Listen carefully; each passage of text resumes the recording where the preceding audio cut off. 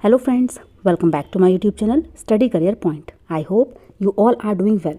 So start करते हैं हमारी आज की क्लास से। तो देखिए हिस्ट्री के क्वेश्चन ही मैं आप लोगों के लिए यहाँ पर लेकर के आई हूँ। देखिए महिला समाज सुधार, देखिए ये वाला चैप्टर आपका काफ़ी इंपॉर्टेंट है, 8th क्लास का चैप्टर। काफ़ी क्वेश्चन यहाँ से पुटअप किए जाते हैं, यहीं से क्वेश्चन आप लोगों से ये पूछा गया है। तो देखिए फर्स्ट है यहाँ पर निम्नलिखित कथनों ए और आर को पढ़िए और उपयुक्त विकल्प का चयन कीजिए। देखिए कथन ए यहाँ पर दिया गया है, ईवी रामास्वामी नायकर और पेरियार मनु संहिता, भगवद गीता और रामायण जैसे ग्रंथों के आलोचक थे। देखिए बिल्कुल सही पॉइंट है। ये जो यहाँ पर दिए गए हैं पेरियार, ये क्या थे? ये मनु संहिता, भगवद गीता और रामायण जैसे ग्रंथों के कटु आलोचक थे। क्यों थे? तो देखिए यहाँ पर कारण भी दिया गया है।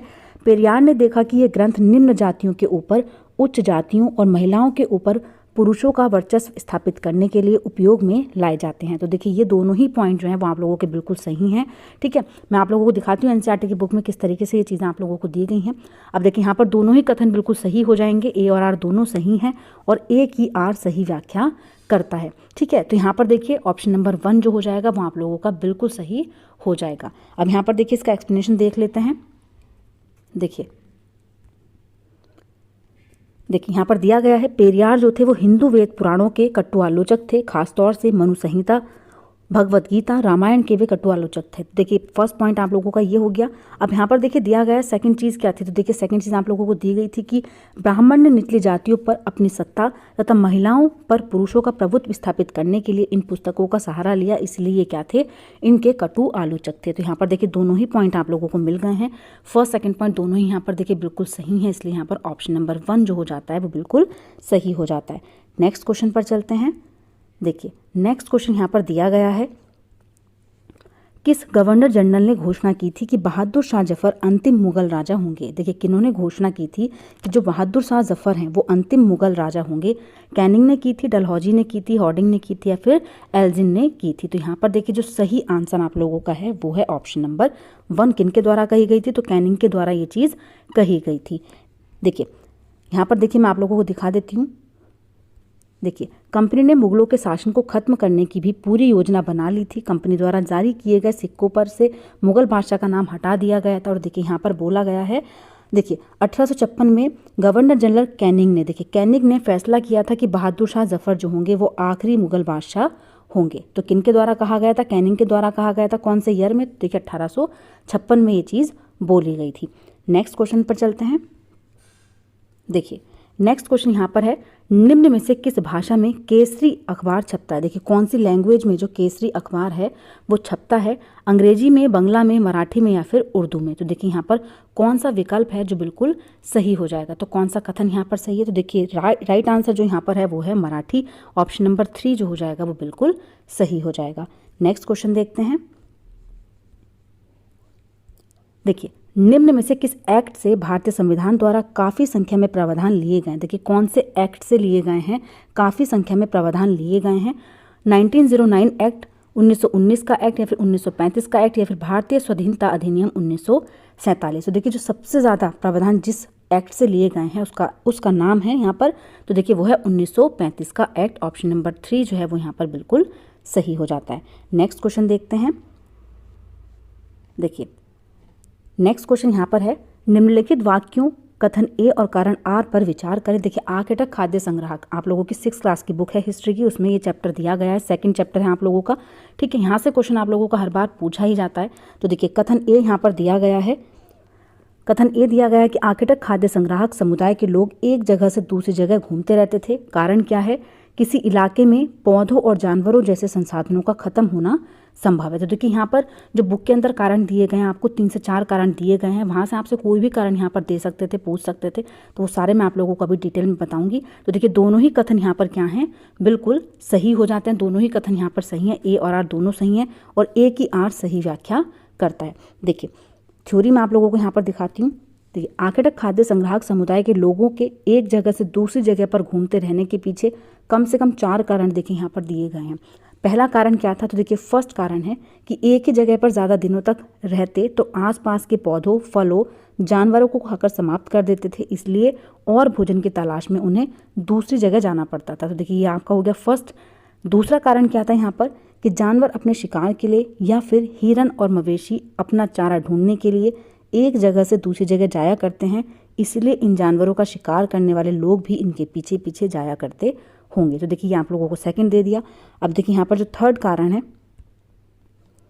वो दिया गया है कि पेड़ों और पौधों में फल फूल अलग अलग मौसम में आते हैं, इसलिए लोग उनकी तलाश में उपयुक्त मौसम के अनुसार अन्य इलाकों में घूमते होंगे। तो देखिए थर्ड कारण आप लोगों का हो गया। चौथा कारण यहाँ पर दिया गया है कि पानी के बिना किसी भी प्राणी या फिर पेड़ पौधों का जीवन रहना संभव नहीं होता, इसलिए पानी झीलों, झरनों, नदियों में भी मिलता है। यद्यपि कई नदियों और झीलों का पानी कभी कभी नहीं सूखता और कभी कभी क्या होता है, देखिए झीलों और नदियों में पानी बारिश के बाद ही मिल पाता है, इसलिए वो झीलों और नदियों के किनारे बसे लोगों को सूखे मौसम में पानी की तलाश में भी इधर उधर जाना पड़ता होगा। तो देखिए ये 4 कारण इस बुक में दिए गए, कोई से भी कारण आप लोगों को दे सकते हैं, ठीक है, और आपसे पूछ सकते हैं कि कौन सा सही है। तो ये देखिए चारों कारण मैंने आप लोगों को यहाँ पर बता दिए। नेक्स्ट क्वेश्चन देख लेते हैं। देखिए नेक्स्ट क्वेश्चन यहाँ पर दिया गया है, ऊन, पेड़ों की छाल, कपास, पटुआ, सन को तैयार करने के काम में विधवाओं, सक्षम असक्षम महिलाओं, भिक्षुणियों, वृंध्यावैश्याओं, राजा की अवकाश प्राप्त दासियों, सेविकाओं, अवकाश प्राप्त देवदासियों को लगाया जा सकता है। यह कताई बुनाई कारखानों पर दिए गए निर्देशत्व निम्न में से किस ग्रंथ में वर्णित है। तो देखिए कौन से ग्रंथ में ये चीज़ें जो हैं वो वर्णित हैं। मुद्राक्षर में है, राजतरंगिणी में है, अर्थशास्त्र में, या फिर बृहत कथा मंजरी में है। तो देखिए यहाँ पर जो करेक्ट आंसर आप लोगों का हो जाएगा वो है अर्थशास्त्र। देखिए किस में दिया गया है, ऑप्शन नंबर 3 जो है वो यहाँ पर बिल्कुल सही है, अर्थशास्त्र में ये वर्णित है। नेक्स्ट क्वेश्चन देखते हैं। देखिए नेक्स्ट क्वेश्चन यहाँ पर है, निम्नलिखित कथनों पर विचार करें और सही विकल्प का चयन करें। कथन ए दिया गया है, 7वीं शताब्दी में शासकों ने बड़े मंदिरों का निर्माण करवाकर अपनी सत्ता और संसाधनों का प्रदर्शन करने का प्रयास किया। 10वीं और 11वीं शताब्दी के दौरान शासक एक दूसरे के राज्यों पर आक्रमण करते थे तो वे मंदिरों को अपना निशाना बनाते थे। तो देखिए यहाँ पर कौन सा विकल्प है जो बिल्कुल सही होगा। तो देखिए यहाँ पर दोनों ही कथन बिल्कुल सही हैं। 7वीं शताब्दी में मंदिरों का निर्माण भी कराया जाता था और मंदिरों को ही निशाना बनाया जाता था, अपने राज्य को स्थापित करने के लिए आक्रमण करते थे लोग वहाँ पर। तो यहाँ पर दोनों ही कथन बिल्कुल सही हो जाते हैं और फर्स्ट जो है वो सेकंड की सही व्याख्या कर रहा है। तो यहाँ पर ऑप्शन नंबर 4 जो है वो बिल्कुल सही हो जाता है। नेक्स्ट देखते हैं। देखिए ऊंची भीतरी छत में प्रतिच्छेदी मेहराबों वाली वास्तुकला की यह शैली किसके बीच समान है। तो देखिए किन किन के बीच समान है, कुतुब मीनार, राजराजेश्वर मंदिर, या फिर विजयनगर शाहजहां के महल, बांग्ला गुंबद मंदिर, या फिर जोधा भाई के महल, या फिर वृंदावन का गोविंद देव मंदिर और फतेहपुर सीकरी के महल। तो देखिए ये भी मैं आप लोगों को कराऊंगी, जब हिस्ट्री की बुक आप लोगों की होगी उसमें दिया गया है मंदिर जो चैप्टर है, टेम्पल वाला चैप्टर है, उसके अंदर दिया गया है ये चीज़ कि वास्तुकला जो है वो किसके बीच में सेम थी।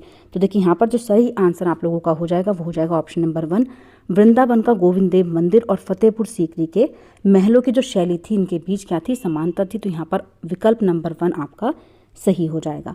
नेक्स्ट क्वेश्चन देखते हैं। देखिए नेक्स्ट यहाँ पर है, 7वीं सदी के आते आते भारतीय उपमहाद्वीप में निम्नलिखित राजनीतिक बदलाव अस्तित्व में आ चुके थे। पहला है, बड़े भूस्वामी और योद्धा राजा बन सकते थे। ब्राह्मणों ने अपने परंपरागत पेशे को छोड़कर शस्त्र उठा लिए थे। तो देखिए 7वीं शताब्दी के आते आते कौन कौन से राजनीतिक बदलाव हुए हैं। तो यहाँ पर देखिए जो सही विकल्प आप लोगों का हो जाएगा, यहाँ पर दोनों ही पॉइंट बिल्कुल सही हैं। जो बड़े भूस्वामी और योद्धा थे, सरदार राजा बन सकते थे, और जो ब्राह्मण थे उन्होंने अपने परंपरागत पेशे को छोड़कर शस्त्र उठा लिए थे। तो यहाँ पर दोनों ही कथन जो है वो बिल्कुल सही है, ए और बी दोनों ही पॉइंट बिल्कुल सही हैं। नेक्स्ट देखते हैं।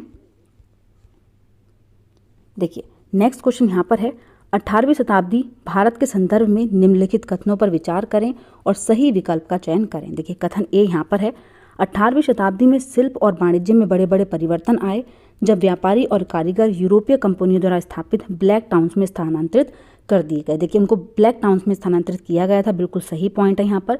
ब्लैक टाउन्स होते थे देशी व्यापारियों और शिल्पकारों को कहा गया जो फोर्ट सेंट जॉर्ज और फोर्ट सेंट विलियम जैसी जगहों पर रहते थे। देखिए जो ब्लैक थे, जो देसी व्यापारी थे, शिल्पकार थे, उनको ब्लैक टाउन्स में स्थानांतरित किया गया था, ना कि फोर्ट सेंट जॉर्ज। तो देखिए ये वाला जो पॉइंट हो जाता है ये गलत हो जाता है, क्योंकि इसमें देखिए कौन रहते थे, अंग्रेज अधिकारी रहा करते थे, ना कि ब्लैक टाउन्स। ठीक, उनको ब्लैक टाउन्स में स्थानांतरित किया गया था, ठीक है, जो व्यापारी और शिल्पकार होते थे। तो यहाँ पर ए कथन तो बिल्कुल सही है, लेकिन बी जो है वो क्या हो जाता है, गलत हो जाता है। इसलिए देखिए यहाँ पर ऑप्शन नंबर 1 बिल्कुल सही हो जाएगा।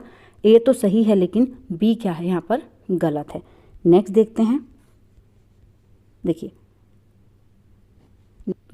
नेक्स्ट क्वेश्चन यहाँ पर है, औपनिवेशिक भारत के स्थायी बंदोबस्त के संदर्भ में निम्न में से कौन सा कथन सही है। तो देखिए स्थायी बंदोबस्त से भी काफ़ी क्वेश्चन आप लोगों के आते हैं एग्जाम में, रिपीटेड टाइम आप लोगों के देखे गए हैं। अब देखिए यहाँ पर ए पॉइंट जो लिखा गया है 1793 में थॉमस मुनरो, देखिए थॉमस मुनरो के द्वारा नहीं की गई थी स्थायी बंदोबस्त की शुरुआत, बल्कि किसने की थी, तो देखिए कॉर्नवालिस जो थे, जो चार्ल्स कॉर्नवालिस थे, उनके द्वारा यहाँ पर स्थापना की गई थी, शुरुआत की गई थी। तो ये यहाँ पर पॉइंट सही हो जाता है, इसलिए थॉमस मुनरो क्या है यहाँ पर गलत है।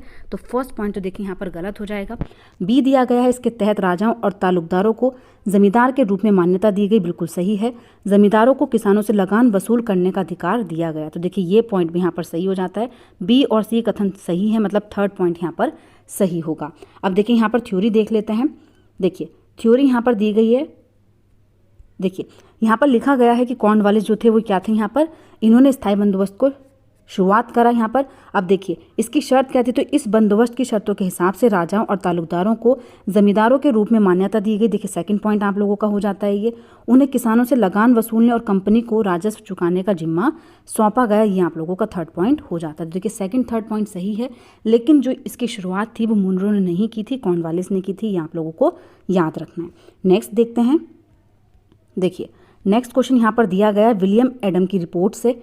तो देखिए विलियम एडम के संदर्भ में निम्न में से कौन से कथन सही हैं। फर्स्ट पॉइंट यहाँ पर दिया गया है, विलियम एडम एक स्कॉटिश प्रचारक थे, मतलब स्कॉटलैंड से थे, तो ऐसा देखिए यहाँ पर स्कॉटिक थे, तो बिल्कुल सही पॉइंट हो जाता है यहाँ पर। दूसरा है अंग्रेजी शासक, देखिए अंग्रेजी शासक नहीं थे, यहाँ पर क्या चीज़ दी गई है कि अंग्रेजी शासक थे, तो ये पॉइंट यहाँ पर गलत है, अंग्रेजी शासक नहीं थे। उनको रिपोर्ट के लिए बुलाया गया था, कंपनी ने उन्हें देशी स्कूलों में शिक्षा की प्रगति पर रिपोर्ट तैयार करने का जिम्मा सौंपा था, थर्ड पॉइंट भी यहाँ पर सही हो जाता है। उन्होंने बंगाल और बिहार के जिलों का दौरा देसी स्कूलों पर रिपोर्ट बनाने के लिए किया था। तो देखिए यहाँ पर फर्स्ट, थर्ड और फोर्थ यहाँ पर पॉइंट सही हो जाते हैं, मतलब ऑप्शन नंबर फोर्थ जो है वो यहाँ पर बिल्कुल सही है। थ्योरी देखते हैं, तो देखिए यहाँ पर विलियम एडम की जो रिपोर्ट है, देखिए 1830 के दशक में स्कॉटलैंड से आए ईसाई प्रचारक कौन थे, विलियम एडम ने बंगाल और बिहार के जिलों का दौरा किया था। अब देखिए कंपनी ने उन्हें देसी स्कूलों में शिक्षा की प्रगति पर रिपोर्ट तैयार करने का जिम्मा सौंपा था, तो देखिए ये पॉइंट आपको दिया गया है। इसके अलावा एडम ने पाया कि बंगाल और बिहार में 1 लाख से ज़्यादा पाठशालाएं हैं, तो देखिए यहाँ पर पाठशालाओं की गिनती नहीं पूछी है, सिर्फ जो पॉइंट आप लोगों को दिए गए थे वो यहाँ पर पूछे। तो यहाँ देखिए दिया गया है कि अंग्रेजी शासक नहीं थे, बस यही पॉइंट यहाँ पर गलत है, इसके अलावा तीनों पॉइंट यहाँ पर बिल्कुल सही हो जाते हैं। फर्स्ट पॉइंट आपका ये हो गया, दूसरा पॉइंट आप लोगों का इन्होंने दौरा किया, और थर्ड पॉइंट था रिपोर्ट तैयार करने के लिए। तो देखिए तीनों पॉइंट सही है, बस जो अंग्रेजी शासक थे वो पॉइंट यहाँ पर गलत है। नेक्स्ट क्वेश्चन देख लेते हैं। देखिए नेक्स्ट क्वेश्चन यहाँ पर दिया गया है, आप लोगों का मिलान यहाँ पर करना है, कॉलम ए और कॉलम बी के साथ मिलान करना है। राजा राम मोहन राय ए पॉइंट दिया गया है, किससे संबंधित हैं, स्वामी दयानंद सरस्वती, पंडिता रमाबाई, इसके अलावा ईश्वर चंद्र विद्यासागर, कौन किससे संबंधित है, ये आप लोगों को यहाँ पर सही से बताना है। अब देखिए एक चीज़ होती है एग्जाम में, आप लोगों को अगर एक भी या दो भी चीज़ें याद है ना, तो आप यहाँ पर क्या कर सकते हैं, राइट लगा सकते हैं। अब देखिए इस क्वेश्चन में पूछा गया, तो एक भी चीज़ अगर आप लोगों को याद है तो आप टिक करेंगे। अब देखिए यहाँ पर सबसे पहले दिया गया राजा राम मोहन राय, ये मैंने आप लोगों को बताया लास्ट क्लास में भी, राजा राम मोहन राय किससे संबंधित हैं। तो देखिए यहाँ पर जो सही विकल्प है ए, जो आप लोगों का टिक होगा वो किससे होगा, तो देखिए यहाँ पर फोर्थ से हो जाएगा, ब्रह्म समाज से संबंधित है। अब देखिए ए जो है वो ए फोर्थ से मिला हुआ है, ए फोर्थ से कौन से ऑप्शन में, तो देखिए सिर्फ थर्ड ऑप्शन एक ऐसा ऑप्शन है जिसमें ए को फोर्थ से मिलाया गया है, ठीक है। तो आप टिक कर करके निकल जाएंगे, आपका टाइम भी बच जाता है। देखिए सेकंड जो यहाँ पर है स्वामी दयानंद सरस्वती, स्वामी दयानंद सरस्वती किससे संबंधित होती है, आर्य समाज से संबंधित हो जाते हैं। इसके अलावा देखिए यहाँ पे पंडिता रमाबाई, ये किससे संबंधित है, विधवा गृह से संबंधित है। ईश्वर चंद्र विद्यासागर जिन्होंने लड़कियों के लिए स्कूल बनवाए थे। तो यहाँ पर देखिए जो सही विकल्प है वो है ऑप्शन नंबर 3। नेक्स्ट क्वेश्चन देख लेते हैं।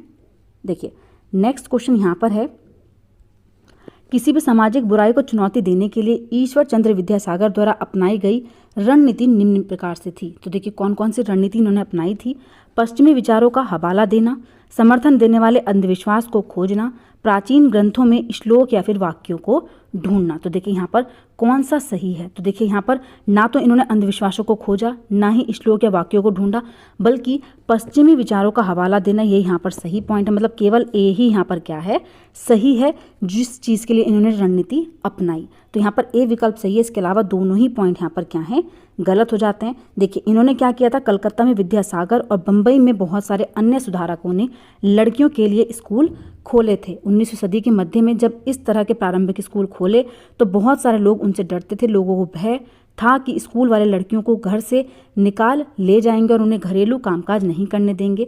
स्कूल जाने के लिए लड़कियों को सार्वजनिक स्थानों से गुजरना पड़ता था। बहुत सारे लोगों को लगता था कि इससे लड़कियां बिगड़ जाएंगी। उनकी मान्यता थी कि लड़कियों को सार्वजनिक स्थानों से दूर रखना चाहिए।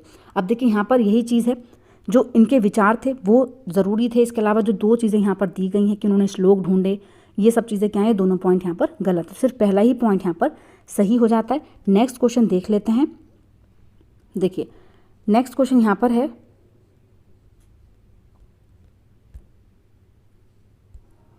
उन्नीस 1905 के बंगाल विभाजन के बाद स्वदेशी आंदोलन को भारत के किस क्षेत्र में वंदे मातरम आंदोलन के नाम से जाना गया? तो देखिए 1905 के बंगाल विभाजन के बाद जो स्वदेशी आंदोलन है उसमें किस क्षेत्र में वंदे मातरम आंदोलन के नाम से जाना गया? बंगाल में, आंध्र प्रदेश में, असम में या फिर पंजाब में? तो देखिए कौन सा यहाँ पर विकल्प सही हो जाता है।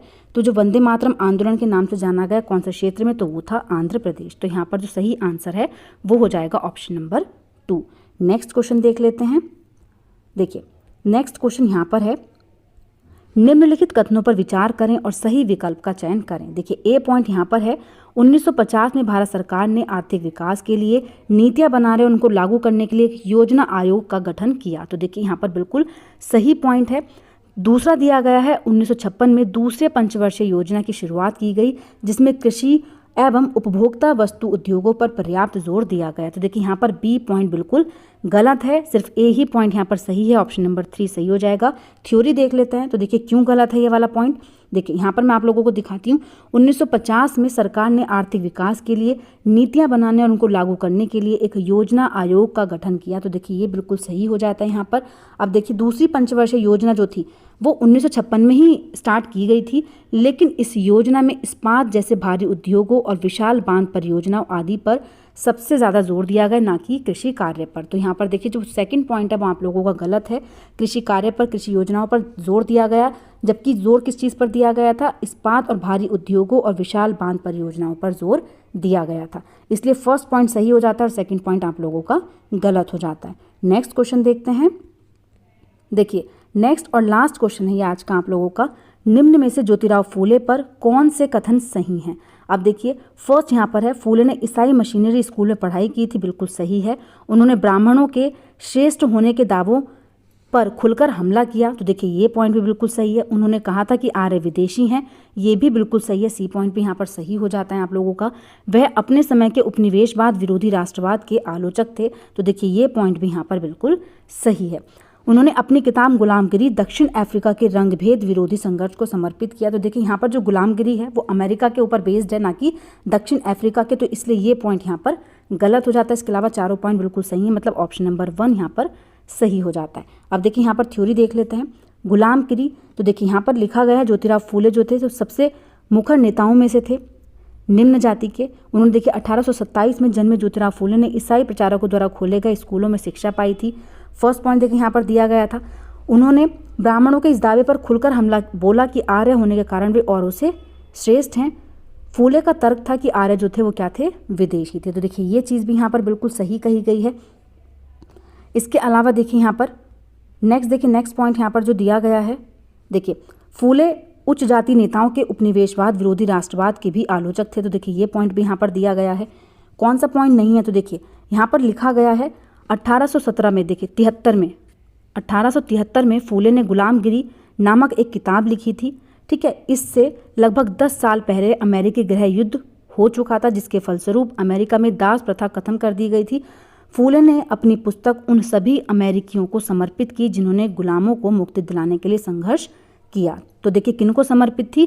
अमेरिकियों को समर्पित थी, ना कि दक्षिण अफ्रीका में जो रंगभेद को लेकर के चीज़ें हुई थी उनके ऊपर बेस्ड नहीं थी। तो इसलिए यहाँ पर देखिए जो गलत पॉइंट है वो आप लोगों का जो फोर्थ विकल्प था वो गलत है, फिफ्थ विकल्प जो था वो गलत है। ठीक है, देखिए पहला क्वेश्चन है, गुप्त काल के प्रथम कुलीक शब्द का अर्थ क्या है। देखिए गुप्त काल के प्रथम कुलीक शब्द का अर्थ बताना है क्या है। मुख्य न्यायाधीश अधिकारी को कहते हैं, मुख्य बैंकर को कहते हैं, मुख्य व्यापारी को कहते हैं, या फिर मुख्य शिल्पकार को कहा जाता है। तो देखिए जो प्रथम कुलीक होते हैं वो कौन होते हैं, तो वो होते हैं मुख्य शिल्पकार। तो यहाँ पर जो करेक्ट आंसर आप लोगों का हो जाएगा वो है ऑप्शन नंबर 4। अब देखिए जो मुख्य शिल्पकार होते थे इनका क्या कार्य होता था, तो देखिए मुख्य शिल्पकार जो होते थे, प्रथम कुलीक शब्द गुप्त साम्राज्य में शिल्पकारों के समुदाय का प्रमुख नेता था जो उनकी गतिविधियों को निर्देशित करता था और उनकी आवश्यकताओं को पूरा करता था। तो देखिए यहाँ पर जो मुख्य शिल्पकार होते थे वो मैंने आप लोगों को यहाँ पर देखिए एक्सप्लेनेशन बता दिया है। नेक्स्ट क्वेश्चन देखते हैं। देखिए नेक्स्ट क्वेश्चन आपका दिया गया है यहाँ पर, वो भुर्ज वर्ज छाल कहाँ पाई गई जिस पर ऋग्वेद की वैदिक प्रार्थनाएं लिखी गई। तो देखिए जो भुर्ज छाल है वो कहाँ पर पाई गई जिस पर वैदिक प्रार्थनाएं लिखी गई हैं ऋग्वेद की, तो वो कहाँ पर है, कश्मीर में है, महाराष्ट्र में है, बंगाल में है, या फिर बिहार में है। तो देखिए यहाँ पर जो करेक्ट आंसर आप लोगों का हो जाएगा वो है ऑप्शन नंबर 1। कश्मीर में कहाँ पर लिखी गई हैं, कश्मीर में पाई गई हैं। अब देखिए यहाँ पर देखिए ये भुर्ज छाल इस तरीके की, देखिए इस तरीके के उस पर लिखी जाती थी। तो देखिए ऋग्वेद की पांडुलिपि है, ये उसका एक पेज है।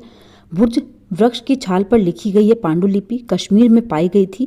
लगभग 150 वर्ष पहले ऋग्वेद को सबसे पहली बार छापने के लिए इसका उपयोग किया गया था। तो देखिए कहाँ पर है, कश्मीर में है। कितने, 150 वर्ष पुरानी। तो यहाँ पर देखिए आप लोगों का जो करेक्ट आंसर है वो क्या हो जाएगा, कश्मीर हो जाएगा। नेक्स्ट क्वेश्चन देख लेते हैं।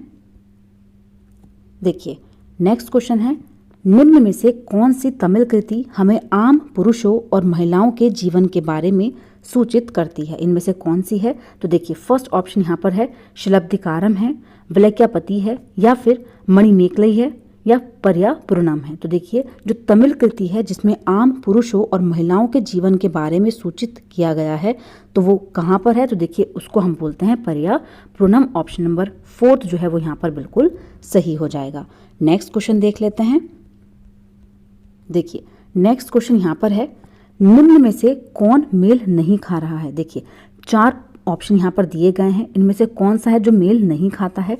पहला है खजुराहो चंदेल वंश। तो देखिए खजुराहो जो थे वो चंदेल वंश से संबंधित था, बिल्कुल सही है। एहोल चालुक्य बिल्कुल सही है। देखिए एहोल जो है वो एक ऐतिहासिक स्थल है, कहाँ पर है, तो ये कर्नाटक में स्थित है। कहाँ पर है, कर्नाटक में स्थित है, ठीक है। चालुक्य वंश से संबंधित है, बिल्कुल सही है।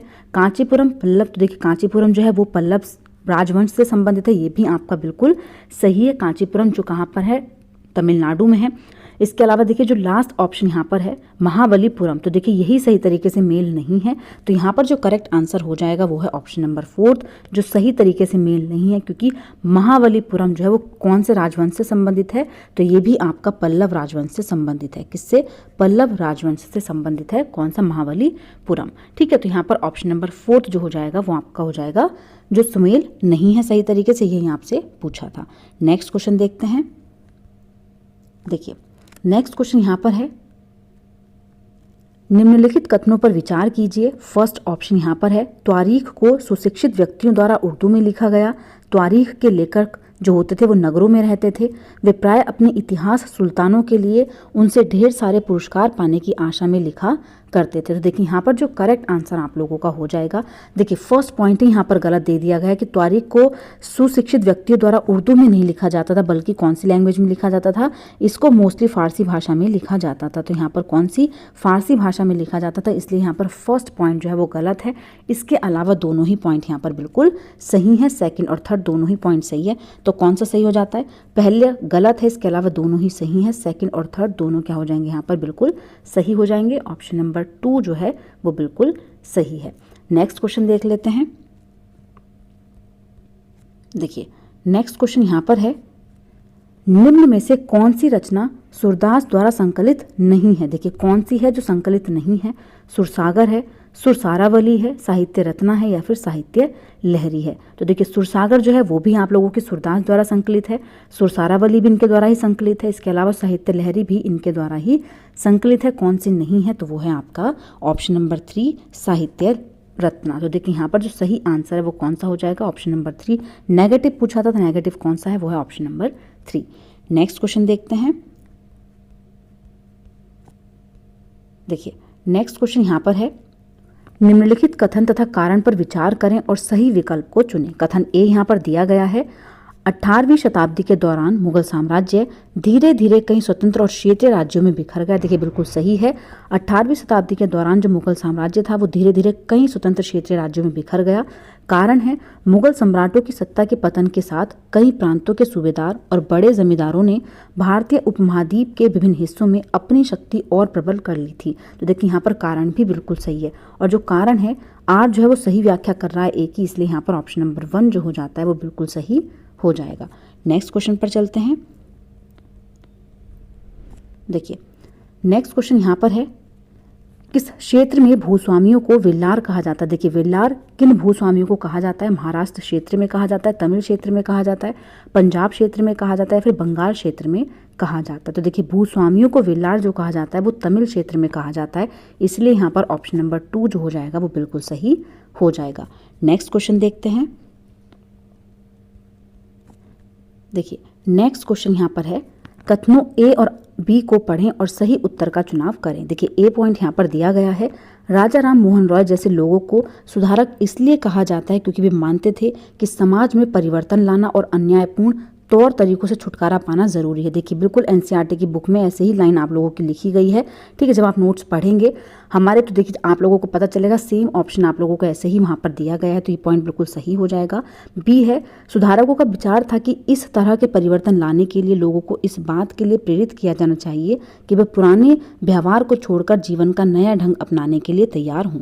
तो देखिए दोनों ही पॉइंट यहाँ पर बिल्कुल सही है राजा राम मोहन रॉय से रिलेटेड, तो यहाँ पर ए और बी दोनों ही कथन बिल्कुल सही हो जाएंगे।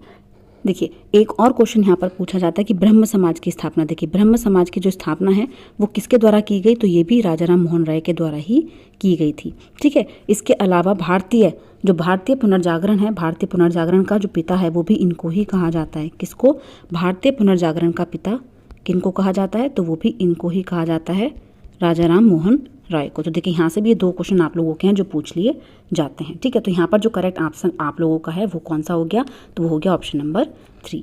नेक्स्ट क्वेश्चन देख लेते हैं। देखिए नेक्स्ट और लास्ट क्वेश्चन है ये आज का आप लोगों का, पूर्व मद्रास में स्थापित वेद समाज प्रेरित था। तो जो पूर्व मद्रास है, चेन्नई है, उसमें स्थापित जो वेद समाज था वो किस चीज़ के लिए प्रेरित था, प्रार्थना समाज द्वारा, आर्य समाज द्वारा, ब्रह्म समाज द्वारा, या फिर युवा बंगाल आंदोलन द्वारा। तो देखिए जो वेद समाज है वो किसके द्वारा प्रेरित था, तो वो था ब्रह्म समाज द्वारा प्रेरित, जिसकी स्थापना किसके द्वारा की गई थी, तो ऊपर मैंने आप लोगों को बताया है राजा राम मोहन राय द्वारा जिनकी स्थापना की गई थी, ब्रह्म समाज द्वारा प्रेरित था कौन सा, वेद समाज। तो यहाँ पर देखिए जो करेक्ट आंसर आप लोगों का हो जाएगा वो कौन सा है, तो वो है ऑप्शन नंबर 3, ठीक है। देखिए CEE स्टैंड्स फॉर, यहाँ पर जो CE है वो किस चीज़ के लिए स्टैंड करता है। अब देखिए जो 6 क्लास मैंने आप लोगों की कराई, 6 चैप्टर जो कराया, 6 क्लास का जो मैंने आप लोगों को फर्स्ट चैप्टर कराया है, वहाँ पर मैंने आप लोगों को चीज़ें कराई हैं जिसमें इसका जो फुल मीनिंग है वो आप लोगों से पूछा गया है, ठीक है। BC का भी पूछा गया है, इसके अलावा CE का भी वहाँ पर पूछा गया, दोनों ही चीज़ें पूछी गई हैं। अब देखिए यहाँ पर CE पूछा है वो किस चीज़ के लिए होता है, तो यहाँ पर जो CE की फुल फॉर्म है वो हो जाएगी कॉमन एरा। कौन सी हो जाएगी, कॉमन एरा जो है वो यहाँ पर बिल्कुल सही आंसर है। नेक्स्ट क्वेश्चन देख लेते हैं। देखिए नेक्स्ट क्वेश्चन यहाँ पर दिया गया है, कथनों A और B को पढ़ें और सही विकल्प को चुनें। ए पॉइंट दिया गया है, नियमित रूप से कर संग्रह की व्यवस्था जिसमें फसलों पर लगाए गए कर सबसे महत्वपूर्ण थे, से प्रचुर संसाधनों को संग्रहित करके महाजनपदों के राजा विशाल किले बनवाते थे और बड़ी सेना रखते थे। देखिए बिल्कुल सही पॉइंट है, ऐसा ही होता था। तो देखिए यहाँ पर ए पॉइंट बिल्कुल सही हो जाएगा। लगभग 2500 से 3000 वर्ष पूर्व हल में लोहे के फांस के इस्तेमाल में वृद्धि और धान के पौधों के रोपण से फसल की उपज बढ़ गई। तो देखिए दोनों ही पॉइंट यहाँ पर बिल्कुल सही हैं। और बी ने ए की प्रक्रिया, देखिए ए को बिल्कुल सही तरीके से यहाँ पर डिफाइन किया, तो देखिए ऑप्शन नंबर 3 जो है वो बिल्कुल सही हो जाता है। अब देखिए थ्योरी यहाँ पर देख लेते हैं। देखिए कर की बात यहाँ पर की गई, तो देखिए महाजनपदों के राजा विशाल किले बनवाते थे और बड़ी सेना रखते थे, इसलिए उन्हें प्रचुर संसाधनों की आवश्यकता होती थी। तो देखिए फर्स्ट पॉइंट तो आप लोगों का ये यहाँ से मिल जाता है। इसके अलावा देखिए फसलों पर लगाए गए कर, अब देखिए यहाँ पर ये चीज़ बोली गई है, देखिए यहाँ पर चीज़ बोली गई है कि कारीगरों के ऊपर भी कर लगाए गए जो प्राय श्रम के रूप में चुकाए जाते थे, जैसे कि एक बुनकर, लोहार, सुनार को राजा के लिए महीने में 1 दिन काम करना पड़ता था। अब यहाँ से भी देखिए क्वेश्चन पूछ लिया जाता है कि कौन कौन से कर जो है वो लगाए जाते थे, किस किस पर लगाए जाते थे। अब देखिए नेक्स्ट जो यहाँ पर सेकंड पॉइंट दिया गया है कृषि में परिवर्तन से रिलेटेड। तो देखिए इस युग में कृषि के क्षेत्र में 2 बड़े परिवर्तन आए। कौन कौन से? तो देखिए अब कठोर ज़मीन को लकड़ी के फाल की तुलना में लोहे के फाल से आसानी से जोता जा सकता था, इससे फसलों की उपज बढ़ गई। दूसरे, लोगों ने धान के पौधों का रोपण शुरू कर दिया। तो देखिए सेकंड पॉइंट आप लोगों को यहाँ से मिल जाता है। तो देखिए दोनों ही पॉइंट यहाँ पर बिल्कुल सही हैं। ठीक है, इसी तरीके से देखिए एनसीईआरटी से चीज़ें आप लोगों की पूछी जाती हैं। 40 मार्क्स का पेपर आप लोगों का थ्योरी बेस्ड होता है, इसलिए 40 नंबर आप लोगों को सॉलिड करने पड़ते हैं। ठीक है, ये आप लोगों के थ्योरी से ही आते हैं। नेक्स्ट देखिएगा, देखिए नेक्स्ट क्वेश्चन यहाँ पर है, निम्नलिखित कथनों पर विचार करें और सही विकल्प का चयन करें। देखिए कथन ए यहाँ पर दिया गया है, मिन्हाज ए सिराज रज़िया सुल्तान के समय के इतिहासकार का मानना था कि रानी का शासन समाज व्यवस्था के आदर्शों के विरुद्ध था। देखिए जो मिन्हाज ए सिराज है उसमें लिखा हुआ है कि रज़िया सुल्तान के समय के इतिहासकार जो मानते थे कि जो रानी का शासन था वो क्या था, समाज व्यवस्था के आदर्शों के विरुद्ध था। नेक्स्ट देखिए यहाँ पर कथन दिया गया है, रज़िया ने अपने अभिलेखों में अपना नाम पुरुषों जैसा लिखवा कर अपने पुरुष होने का भ्रम पैदा किया था। देखिए ये रज़िया ने नहीं लिखा था, रज़िया ने अपने अभिलेखों में नहीं लिखा था। ठीक है, तो सेकंड पॉइंट तो यहाँ पर बिल्कुल गलत हो जाता है, केवल ए ही कथन यहाँ पर क्या है, सही है। इसके अलावा सेकंड कथन जो है वो क्या है, गलत हो जाता है। अब देखिए क्यों गलत है, तो देखिए यहाँ पर थ्योरी में आप लोगों को दिखा देती हूँ। देखिए मिन्हाज ए सिराज का सोचना था कि ईश्वर ने जो आदर्श समाज व्यवस्था बनाई है उसके अनुसार स्त्रियों को पुरुषों के अधीन होना चाहिए और रानी का शासन इस व्यवस्था के विरुद्ध था। तो देखिए क्या था, विरुद्ध था, तो बिल्कुल सही पॉइंट यहाँ पर हो जाता है फर्स्ट पॉइंट। नेक्स्ट दिया गया था, देखिए इसमें जो बोला गया है कि रज़िया ने अभिलेखों में लिखा, जबकि रज़िया ने अभिलेखों में नहीं लिखा था, किन्होंने लिखा था, तो देखिए यहाँ पर दिया गया है रुद्रम्मा देवी ने। देखिए रुद्रम्मा देवी ने अपने अभिलेखों में अपना नाम पुरुषों जैसा लिखवा कर अपने पुरुष होने का भ्रम पैदा किया था। तो यहाँ पर इसी वजह से सेकंड पॉइंट क्या हो जाता है, गलत हो जाता है, क्योंकि रज़िया ने ऐसा स्टेटमेंट नहीं दिया था। नेक्स्ट क्वेश्चन पर चलते हैं। देखिए नेक्स्ट क्वेश्चन यहाँ पर दिया गया है, निम्नलिखित कथनों ए और बी को पढ़ें और सही विकल्प को चुनें। ए पॉइंट दिया गया है, वाजिद अली शाह के संरक्षण में कथक एक प्रमुख कला रूप में उभरा। बी पॉइंट है, कथक को 19वीं और 12वीं शताब्दियों में अधिकांश ब्रिटिश प्रशासकों ने पसंद किया। अब देखिए यहाँ पर वाजिद अली शाह जो थे उनके संरक्षण में कथक एक प्रमुख कला रूप में उभरा, ये पॉइंट तो बिल्कुल सही है आप लोगों का, लेकिन कथक को 19वीं और 20वीं शताब्दियों में ब्रिटिश प्रशासकों के द्वारा पसंद किया गया, ये चीज़ यहाँ पर गलत दी गई है। ठीक है, तो इसलिए ए पॉइंट तो सही हो जाता है, लेकिन बी यहाँ पर स्टेटमेंट क्या है, गलत है। अब देखिए क्यों गलत है, तो देखिए यहाँ पर मैं आपको दिखाती हूँ। देखिए कथक नृत्य की कहानी दी गई है, आपकी 7th क्लास का चैप्टर है ये। ठीक है, जब आप नेक्स्ट पढ़ोगे हमारे टॉपिक को तब आप लोगों को चीज़ें समझ में आएंगी। अब देखिए यहाँ पर जो कथक है, यदि शूरवीरता की परंपराएं भिन्न भिन्न क्षेत्रों में भिन्न भिन्न रूपों में मिल सकती हैं तो नृत्य के विषय में भी यही सच है। अब देखिए यहाँ पर ये चीज़ दी गई है, देखिए यहाँ पर बोला गया है कि मुगल बादशाहों और उनके अभिजातों के शासनकाल में कथक नृत्य राजदरबार में प्रस्तुत किया जाता था, जहां यह नृत्य ने अपने वर्तमान अभिलक्षण अर्जित किए और एक विशिष्ट नृत्य शैली के रूप में विकसित हो गया। ठीक है, तो ये किन के मुगलों द्वारा पसंद किया गया, यहाँ पर देखिए ब्रिटिश की कोई बात नहीं हुई है, इसलिए जो ब्रिटिश वाला पॉइंट है आप लोगों का जो सेकंड पॉइंट है वो यहाँ पर गलत है। ठीक है, आप देखिए वाजिद अली शाह के संरक्षण में यह प्रमुख कला रूप में उभरा, ये फर्स्ट पॉइंट आप लोगों का सही हो जाता है। ठीक है, तो फर्स्ट पॉइंट तो सही है, लेकिन सेकेंड पॉइंट क्या है, यहाँ पर गलत है। नेक्स्ट क्वेश्चन देख लेते हैं।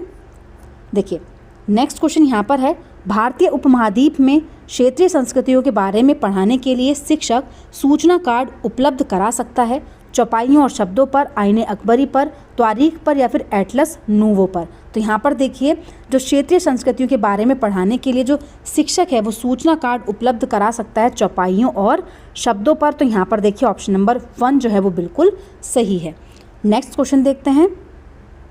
देखिए नेक्स्ट क्वेश्चन यहाँ पर दिया गया है, देखिए निम्नलिखित कथनों पर विचार करें और सही विकल्प को चुनें। कथन ए दिया गया है, 13वीं सदी के बाद की अवधि में लिखित सामग्री की संख्या और विविधता आश्चर्यजनक रूप से बढ़ गई। अब देखिए यहाँ पर लिखित सामग्री की संख्या क्यों बढ़ी, क्योंकि देखिए कथन सेकंड में दिया गया है 14वीं सदी के दौरान कागज क्रमशः सस्ता और आसानी से उपलब्ध होने लगा। तो देखिए दोनों ही पॉइंट यहाँ पर बिल्कुल सही हैं, क्योंकि लिखित सामग्री की संख्या बढ़ी, वो किस वजह से बढ़ी, क्योंकि जो कागज़ है वो क्या होने लगा था, आसानी से मिलने लगा था, सस्ता हो गया था।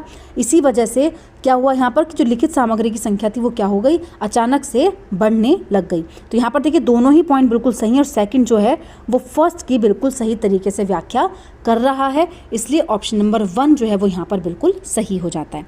नेक्स्ट क्वेश्चन देखते हैं। देखिए नेक्स्ट क्वेश्चन है, औपनिवेशिक भारत में नील की खेती की मुख्य व्यवस्थाएं क्या थीं। तो देखिए नील की खेती की 2 व्यवस्थाएं मुख्य होती थी। कौन कौन सी व्यवस्थाएं थी, तो एक तो देखिए निज व्यवस्था थी, दूसरी रैयती व्यवस्था थी। यहाँ पर कौन सी व्यवस्थाएं थी, 2 मुख्य व्यवस्थाएं बताई गई हैं, निज और रैयती। महल व्यवस्था इसमें नहीं थी, इसलिए यहाँ पर जो ऑप्शन नंबर ए और सी हैं ये दोनों ही यहाँ पर सही हो जाते हैं। अब देखिए 2 व्यवस्थाएं यहाँ पर दी गई हैं। नील की खेती कैसे होती थी, नील की खेती के 2 मुख्य तरीके थे। कौन कौन से, निज और रैयती। निज खेती की व्यवस्था में बगान मालिक खुद अपनी ज़मीन में नील का उत्पादन करते थे, या तो वह ज़मीन खरीद लेते थे या फिर दूसरे ज़मींदारों से ज़मीन भाड़े पर ले लेते थे और मजदूरों को काम पर लगाकर नील की खेती करवाते थे। तो यहाँ पर देखिए 2 तरीके हैं, निज और रैयती। नेक्स्ट देखते हैं। देखिए नेक्स्ट क्वेश्चन यहाँ पर दिया गया है, 1857 के विद्रोह के बाद अंग्रेज़ों ने निम्न में से कौन सा बदलाव किया। तो देखिए यहाँ पर अंग्रेज़ों ने कौन सा बदलाव किया था। परिषद के साथ भारत मंत्री नियुक्त किया गया, भारतीय यूरोपीय सिपाहियों का अनुपात बराबर कर दिया गया था, लोगों के धार्मिक सामाजिक रीति रिवाजों को बदल दिया गया था, या फिर भूस्वामियों और जमींदारों की रक्षा करने हेतु उनकी ज़मीन पर उन्हें अधिकार दे दिए गए थे। तो यहाँ पर देखिए कौन सा विकल्प बिल्कुल सही है, तो देखिए ऑप्शन नंबर 4 बिल्कुल सही हो जाता है। भूस्वामियों और जमींदारों की रक्षा करने हेतु उनकी ज़मीन पर उन्हें अधिकार दे दिए गए थे 1857 के विद्रोह के बाद। तो यहाँ पर ऑप्शन नंबर 4 जो है वो बिल्कुल सही हो जाएगा। नेक्स्ट क्वेश्चन देख लेते हैं। देखिए निम्न में से किसने पूना में विधवा गृह की स्थापना की। देखिए विधवा गृह की स्थापना किसके द्वारा की गई थी, ज्योतिराव फूले के द्वारा की गई, वीरशलिंगम पतल्लू के द्वारा की गई, ताराबाई शिंदे, या फिर पंडिता रमाबाई। तो देखिए विधवा गृह की जो स्थापना है वो किन्होंने की थी, तो यहाँ पर देखिए जो सही आंसर आप लोगों का है वो है पंडिता रमाबाई। ऑप्शन नंबर 4 जो है वो बिल्कुल सही है। नेक्स्ट क्वेश्चन देखते हैं। देखिए यहाँ पर जो समाज सुधार हैं, सुधार आंदोलन है, किन किन के द्वारा चलाया गया, कौन सा आंदोलन है, तो वो यहाँ पर मिलान करना है आप लोगों को। सतनामी आंदोलन दिया गया, सत्यशोधक समाज है, मंदिर प्रवेश आंदोलन, या फिर स्वाभिमान आंदोलन है। देखिए अगर आप लोगों को एक भी चीज़ यहाँ पर सही तरीके से लर्न है, याद है, तो आप लोग यहाँ पर ईजिली टिक कर सकते हैं, क्योंकि जो मैचिंग होता है वहाँ पर आप टिक कर देंगे। इसमें देखिए बहुत सारी चीज़ें आप लोगों को देखनी पड़ती हैं एग्जाम में, जैसे कि देखिए सबसे पहले अगर मैं यहाँ पर बात करूँ, मान लीजिए आपको पता है सत्यशोधक समाज कहाँ पर है, ठीक है, किसके द्वारा चलाया गया, कौन सा आंदोलन है। अब देखिए यहाँ पर जो बी पॉइंट है सत्यशोधक समाज, वो किससे मिलान होगा, तो यहाँ पर देखिए जो बी पॉइंट है वो किससे मिलान होगा, तो यहाँ पर हम इसको मिलाएंगे बी को 3rd से, ज्योतिराव फूले द्वारा है, ठीक है। सत्यशोधक समाज जो है वो किसके द्वारा है, तो यहाँ पर जो सत्यशोधक समाज है वो किसके द्वारा हो गया आप लोगों का, यहाँ पर ज्योतिराव फूले के द्वारा, ठीक है। अब मान लीजिए आपको 3rd पॉइंट याद है। अब देखिए 3rd पॉइंट किसी और में है ही नहीं, मतलब बी का मिलान 3rd में किसी में भी नहीं है, इसका मतलब ऑप्शन नंबर 3 जो हो जाएगा वो क्या हो जाएगा, सही हो जाएगा। और देखिए इसी तरीके से चीज़ें आप लोगों के एग्जाम में आ जाती हैं, मल्टीपल टाइम चीज़ें आई हैं, ठीक है, तो आप इस तरीके से भी टिक कर सकते हैं। अब देखिए यहाँ पर जो नेक्स्ट है, अब इससे ही आप लोग मिलान कीजिए। देखिए ए को 4 से मिलाया गया, सतनामी आंदोलन जो है वो घासीदास, गुरु घासीदास द्वारा दिया गया है। इसके अलावा सत्यशोधक समाज आप लोगों का ज्योतिराव फूले हो गया। मंदिर प्रवेश आंदोलन किसके द्वारा है, BR अम्बेडकर के द्वारा, ठीक है। और जो स्वाभिमान आंदोलन है वो किसके द्वारा है, पेरियार के द्वारा। तो यहाँ पर ऑप्शन नंबर 3 जो है वो बिल्कुल सही मिलान है। नेक्स्ट क्वेश्चन देख लेते हैं। देखिए नेक्स्ट क्वेश्चन यहाँ पर दिया गया है, 19वीं सदी के भारत में समाज सुधारक भारतीय समाज में परिवर्तन चाहते थे, क्यों चाहते थे, तो देखिए यहाँ पर वे चाहते थे कि अन्यायपूर्ण तौर तरीकों से छुटकारा पाया जाए, वे मानते थे कि परिवर्तन आवश्यक थे, वे ब्रिटिश अधिकारियों द्वारा की गई आलोचनाओं से शर्मिंदा थे। तो देखिए यहाँ पर कौन सा पॉइंट सही हो जाता है। अब देखिए अन्यायपूर्ण तौर तरीकों से छुटकारा पाया जाए, ऐसा वो चाहते थे, बिल्कुल सही पॉइंट है। इसके अलावा मानते थे कि परिवर्तन आवश्यक है, ये भी सही है, लेकिन आलोचनाओं से शर्मिंदा थे, ये पॉइंट यहाँ पर गलत है। केवल ए और बी पॉइंट यहाँ पर क्या हो जाएंगे, सही हो जाएंगे। नेक्स्ट क्वेश्चन देखते हैं। देखिए नेक्स्ट क्वेश्चन यहाँ पर दिया गया है, जनता को सरकार की अच्छी नीयत पर भरोसा नहीं करना चाहिए, यह कथन राष्ट्रीय आंदोलन के समय निम्न में से किस व्यक्ति के आंदोलन का अधिकार बनी। तो यहाँ पर देखिए किसके आंदोलन का अधिकार था, बिपिन चंद्रपाल, WC बनर्जी, दादा भाई नौरोजी, या फिर बदरुद्दीन तैयब जी। तो देखिए ये स्टेटमेंट जिन्होंने इस्तेमाल किया था अपने आंदोलन में, उनका नाम था बिपिन चंद्रपाल। कौन थे, बिपिन चंद्रपाल। ऑप्शन नंबर 1 जो है वो यहाँ पर बिल्कुल सही है, ठीक है, ऑप्शन नंबर 1 यहाँ पर सही हो जाता है। नेक्स्ट क्वेश्चन देख लेते हैं। देखिए नेक्स्ट क्वेश्चन यहाँ पर है, बंगाल के विभाजन और स्वदेशी आंदोलन के विषय में निम्न में से कौन सा कथन सही नहीं है। देखिए नेगेटिव यहाँ पर पूछा गया है कि कौन सा सही नहीं है। अब देखिए वायसराय मिंटो ने 1905 में बंगाल का विभाजन कर दिया था, बिल्कुल सही पॉइंट है। ऑल इंडिया मुस्लिम लीग ने बंगाल के विभाजन का समर्थन किया। देखिए ऑल इंडिया मुस्लिम लीग ने समर्थन नहीं किया था, यहाँ पर ये चीज़ क्या हो जाएगी, गलत हो जाएगी, नेगेटिव है। नेक्स्ट है, स्वदेशी आंदोलन ने ब्रिटिश संस्थानों और वस्तुओं के बहिष्कार पर जोर दिया। तो देखिए ये भी नहीं है। स्वदेशी अपनाओ, स्वदेशी आंदोलन क्या था, स्वदेशी अपनाओ के ऊपर। तो यहाँ पर देखिए यहाँ पर जो सी पॉइंट है वो भी क्या हो जाता है, गलत हो जाता है। कांग्रेस का मध्य मार्गी धारा बंगाल के विभाजन के पक्ष में था। तो देखिए ये पॉइंट भी यहाँ पर क्या है, बिल्कुल सही है। अब देखिए यहाँ पर नेगेटिव पूछे गए थे कि कौन सा सही नहीं है, तो यहाँ पर बी और सी पॉइंट क्या हो जाएंगे, नेगेटिव हो जाएंगे। तो इसलिए ऑप्शन नंबर 2 जो है वो बिल्कुल सही है। नेक्स्ट देखिएगा, देखिए नेक्स्ट क्वेश्चन यहाँ पर है, स्वतंत्रता के बाद भारत को विकास संबंधी समस्याओं पर ध्यान देना जरूरी था। क्यों? रोजगार देने वाले उद्योगों को बढ़ावा देने के द्वारा, खेती की उपज बढ़ाने के द्वारा, हिंसा और संघर्षों की समस्याओं पर ध्यान देने के द्वारा। तो देखिए तीनों ही पॉइंट यहाँ पर बिल्कुल सही हो जाते हैं। विकास संबंधित समस्याओं पर ध्यान देना ज़रूरी हो गया, रोजगार देने वाले उद्योगों को बढ़ाया जाए, खेती की उपज बढ़ाई जाए, ठीक है, हिंसा और संघर्षों की समस्याओं पर ध्यान दिया जाए। ये तीनों चीज़ें यहाँ पर क्या हैं, ज़रूरी हो जाती हैं। तो देखिए ऑप्शन नंबर 4 जो है वो बिल्कुल सही हो जाएगा, ठीक है। कुषाणों ने किन निम्नलिखित शक्तिशाली केंद्रों से शासन किया? तो देखिए जो कुषाण थे उन्होंने कौन कौन से केंद्र उनके हुए, शक्तिशाली केंद्रों की बात यहाँ पर पूछी है। तो देखिए पेशावर और मालवा हैं, पेशावर और मथुरा हैं, पेशावर और वाराणसी हैं, या फिर पेशावर और उज्जैन है। तो यहाँ पर देखिए जो करेक्ट आंसर आप लोगों का हो जाएगा वो कौन से केंद्र हैं। तो यहाँ पर जो ऑप्शन नंबर 2 है, पेशावर और मथुरा, ये दोनों आप लोगों के क्या हैं, बिल्कुल सही हो जाते हैं। तो यहाँ पर जो सही कथन आप लोगों का है वो है ऑप्शन नंबर 2। नेक्स्ट क्वेश्चन पर चलते हैं। देखिए कुछ की मैं थ्योरी भी आप लोगों के लिए लेकर के आई हूँ, ठीक है। तो थ्योरी के साथ भी हम लोग चीज़ें करेंगे यहाँ पर। अब देखिए सेकंड क्वेश्चन जो आप लोगों का है, देखिए सेकंड क्वेश्चन यहाँ पर है, निम्नलिखित कथनों ए, बी और सी को पढ़ें और सही विकल्प का चयन करें। देखिए फर्स्ट पॉइंट यहाँ पर दिया गया है, पूरा पाषाण काल 20 लाख साल पहले से 12,000 साल पहले के दौरान माना जाता है। बी पॉइंट है, इस काल को 3 भागों में बांटा गया है, आरंभिक, मध्य और उत्तर पूरा पाषाण युग। सी पॉइंट दिया गया है, मानव इतिहास की लगभग 99% कहानी जो है वो इसी काल के दौरान घटित हुई। तो देखिए यहाँ पर तीनों ही पॉइंट जो हैं वो बिल्कुल सही हैं, तीनों ही पॉइंट बिल्कुल सही हैं। ये कल की क्लास में जो मैंने आप लोगों को एनसीईआरटी का 2nd चैप्टर कराया है 6th क्लास की बुक का, हिस्ट्री का, उसका ही आप लोगों का क्वेश्चन है जो एग्जाम में रिपीटेड टाइम आया हुआ है। अब देखिए इसकी थ्योरी देख लेते हैं यहाँ पर। तो देखिए थ्योरी में चीज़ दी गई है, देखिए थ्योरी में चीज़ दी गई है जो आरंभिक काल है, आरंभिक काल को पूरा पाषाण काल कहते हैं। ये 2 शब्दों पूरा यानी कि प्राचीन और पाषाण यानी कि पत्थर से बना है। पूरा पाषाण काल देखिए 20 लाख साल पहले से लेकर 12,000 साल पहले के दौरान माना जाता है। तो फर्स्ट पॉइंट तो आप लोगों का ये हो जाता है। इस काल को 3 भागों में विभाजित किया गया, आरंभिक, मध्य और उत्तर पूरा पाषाण युग। यह आप लोगों का सेकंड पॉइंट हो जाता है। इसके अलावा देखिए मानव इतिहास की लगभग 99% कहानी इसी काल के दौरान घटित हुई। तो ये आप लोगों का थर्ड पॉइंट हो जाता है। तो देखिए तीनों ही पॉइंट पूरा पाषाण काल के कॉन्टेक्स्ट में बिल्कुल सही हो जाते हैं, ठीक है। इसी तरीके से आप लोगों को थ्योरी पढ़नी है। देखिए एनसीईआरटी के क्वेश्चंस जो हैं बिल्कुल आप लोगों के जो थ्योरी बेस्ड होते हैं 40 मार्क्स, ये आप लोगों का बिल्कुल रट्टाफिकेशन होता है जो आप लोगों को याद ही करना पड़ेगा। नेक्स्ट क्वेश्चन पर चलते हैं। देखिए नेक्स्ट क्वेश्चन यहाँ पर है, कथनों ए और बी को पढ़ें और सही विकल्प का चुनाव करें। ए पॉइंट यहाँ पर दिया गया है, मनसब मुगलों द्वारा चलाई गई एक श्रेणी व्यवस्था थी जिसके जरिए पद, वेतन, सैन्य उत्तरदायित्व निर्धारित किए जाते थे। तो देखिए मनसब जो थी वो मुगलों द्वारा चलाई गई एक श्रेणी व्यवस्था थी, बिल्कुल सही पॉइंट है। इसलिए देखिए ए तो यहाँ पर सही है।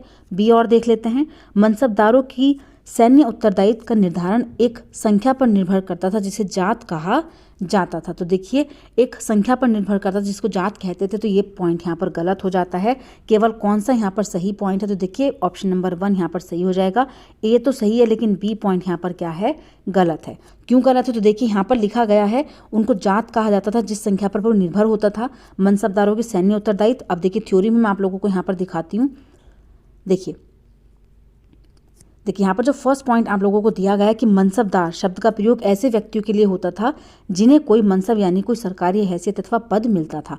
यह मुगलों द्वारा चलाई गई एक श्रेणी व्यवस्था थी जिसके जरिए पद, वेतन, सैन्य उत्तरदायित्व निर्धारित किए जाते थे। अब देखिए जो निर्धारण होता था पद और वेतन का निर्धारण जात की संख्या पर निर्भर करता था। जात की संख्या जितनी अधिक होती थी, दरबार में अभिजात की प्रतिष्ठा उतनी ही बढ़ती थी और उसका वेतन भी उतना अधिक ही होता था। अब देखिए, जो सैन्य उत्तरदायित्व मनसादारों को सौंपे जाते थे वो उन्हीं के अनुसार उन्हें घुड़सवार रखने पड़ते थे। तो जो सैन्य उत्तरदायित्व थे उसमें देखिए इन्होंने क्या बोला है कि जात की संख्या जितनी अधिक होती थी, ठीक है, जितनी अधिक होती थी। और यहाँ पर देखिए क्या चीज़ बोली गई है कि उनके निर्धारण एक संख्या पर निर्भर करता था। संख्या पर निर्भर नहीं है यहाँ पर, जिसको जात कहा जाता था।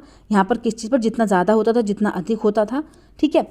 तो यहाँ पर देखिए जो चीज़ लिखी है, जात की संख्या जितनी अधिक होती थी, दरबार में अभिजात की प्रतिष्ठा उतनी ही बढ़ जाती थी, ठीक है। ये पॉइंट यहाँ पर दिया गया है। तो इसलिए सेकंड पॉइंट क्या है यहाँ पर गलत है, फर्स्ट पॉइंट यहाँ पर सही हो जाता है। नेक्स्ट क्वेश्चन देख लेते हैं।